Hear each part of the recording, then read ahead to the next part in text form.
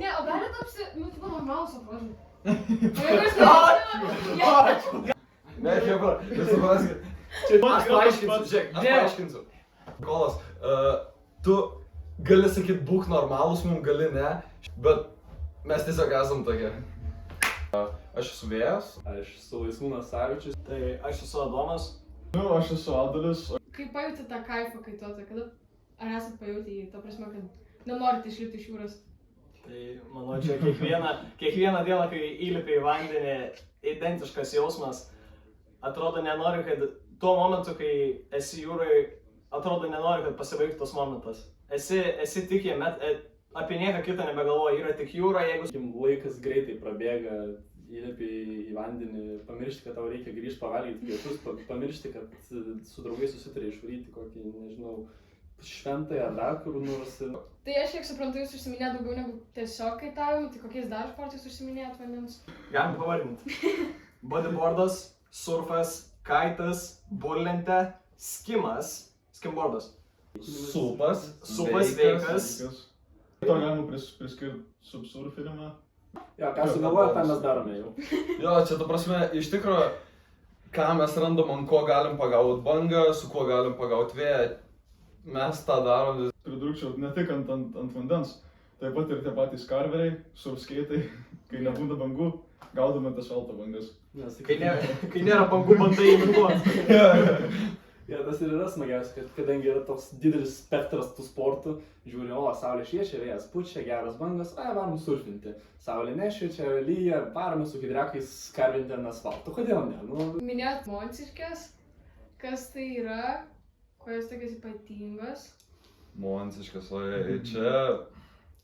Ši vieta yra tarp Palangos ir Šventosios. Pirma, tai buvo kažkokia palanki vieta kaituotojams, surferiam ar dar kažkokiem ten iškeliautojam ar grybautojam ten įsirinkosi. Vėliau patapo neįgaliųjų centras, tokia visa jauki, rami vieta. Tada, daugiau kaituotojų, daugiau su kemperiais atvažiuojančių, bendruomenė didesnė pasidarė. Tas kampelis yra, nežinau, mūsų visa vaikystės dalis, sakyčiau. Aš vaikystės kitos neprisimenu, kai ten realiai Monciškės ir viskas labai... Kažką žiemą turėjai vaikystę, ta prasme, ne, mes tik vasarą turim vaikystę, come on. Turbūt 9% atsiminimų vaikystės bendrai yra iš Monciškės. Manau, kad jei ir norėtum pamiršti, negalėtum. Tiesiog namai jau yra pasidarę to, tu eini tenais tuo taku dviračiu ir tu tiesiog kas antrą žmogų, gal net ne kas antrą, kiekvieną žmogų tu gali pažinti jau.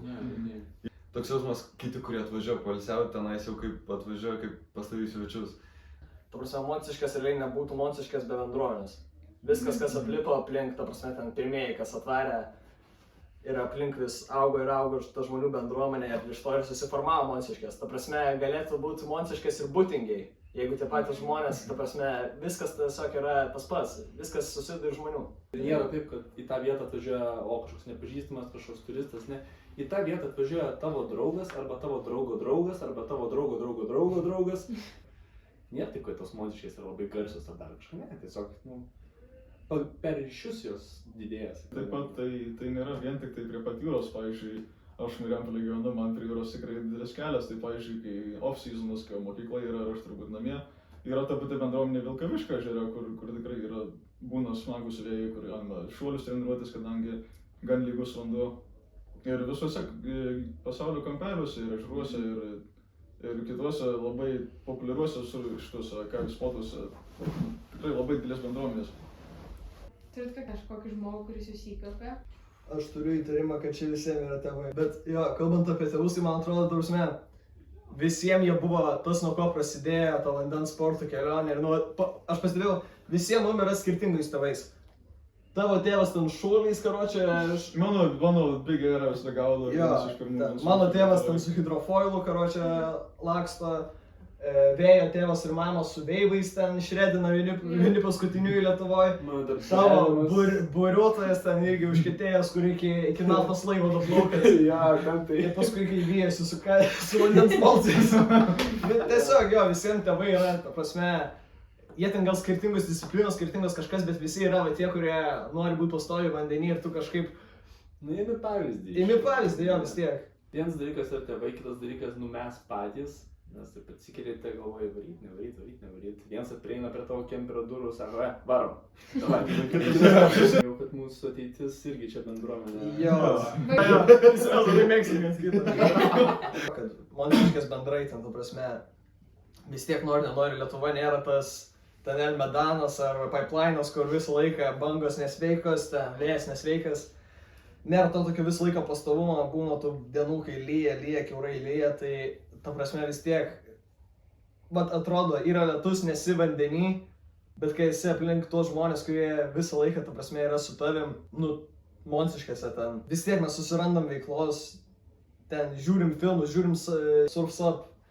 Nu, ta prasme, kelintą kartą. Nesvarbu, geriausias animacinis filmukas. Montiškėse tu gali išlaukti tos tokios irgi akimirkos, kai tu... Tobulos dienos. Taip, tobulų dienų, kai ateina tos lygios, gražios bangos.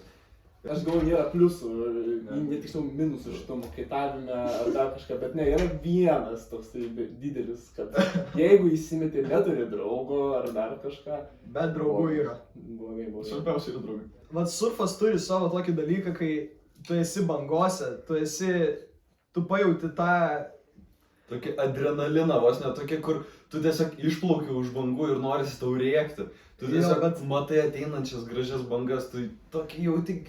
Ir dar tuo pačiu ateina ir ramybė, tai kartu su adrenalinu. Taip, bet aš tą norėjau pasakyti, jinai nėra ta tokia agresyvi, kur tu nori aprėkti kitą žmogų, kad jisai ten tą bangą nuknisa. Man atrodo, tas surfe, tai yra svarbiausia išlaikyti.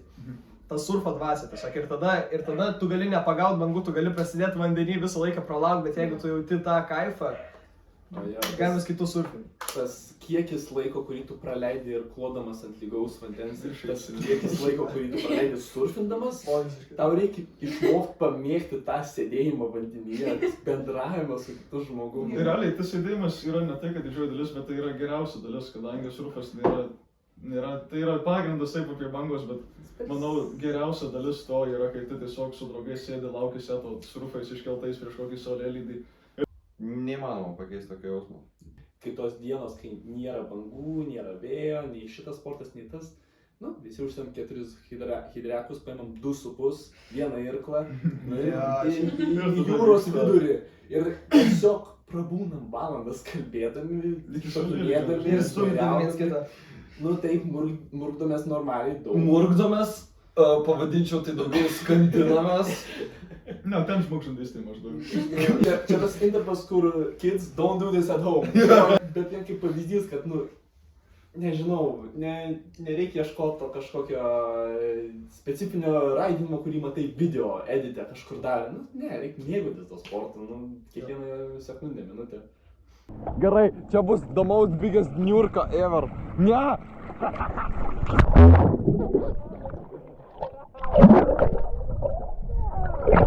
Eik tu nahui!